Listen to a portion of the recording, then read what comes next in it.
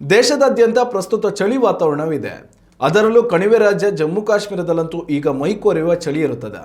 ಈ ಹಿನ್ನೆಲೆಯಲ್ಲಿ ಭದ್ರತಾ ಪಡೆಗಳು ತಮ್ಮ ಕಾರ್ಯಾಚರಣೆಯನ್ನು ಕೊಂಚ ಕಡಿಮೆಗೊಳಿಸುತ್ತಾರೆ.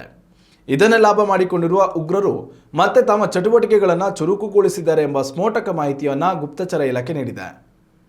ಪಾಕಿಸ್ತಾನ ಬೆಂಬಲಿತ 30 ಉಗ್ರರು ಜಮ್ಮು ಪ್ರಾಂತ್ಯದಲ್ಲಿ ಬೀಡು ಬಿಟ್ಟಿದ್ದಾರೆ ಎನ್ನಲಾಗಿದೆ.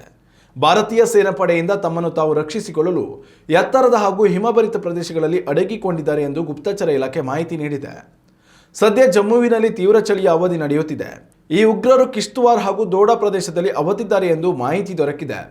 ಈ ಹಿನ್ನೆಲೆಯಲ್ಲಿ ಭಾರತೀಯ ಸೇನೆ ಅಲರ್ಟ್ ಆಗಿದ್ದು ಈ ಭಾಗದಲ್ಲಿ ಭದ್ರತೆ ಮತ್ತಷ್ಟು ಬಿಗಿಗೊಳಿಸಿದೆ. ಉತ್ತಮ ಸಂಸ್ಕಾರಯುತ ಶಿಕ್ಷಣದೊಂದಿಗೆ VSS English medium CBSE school Udupi Muddur. ನರ್ಸರಿಯಿಂದ 10ನೇ ತರಗತಿವರೆಗೆ ಶಿಕ್ಷಣದ ಜೊತೆಗೆ 5ರಿಂದ 10ನೇ ತರಗತಿವರೆಗಿನ ವಿದ್ಯಾರ್ಥಿನಿಯರಿಗೆ ಉತ್ತಮ ಹಾಸ್ಟೆಲ್ ಸೌಲಭ್ಯವೂ ಇದೆ.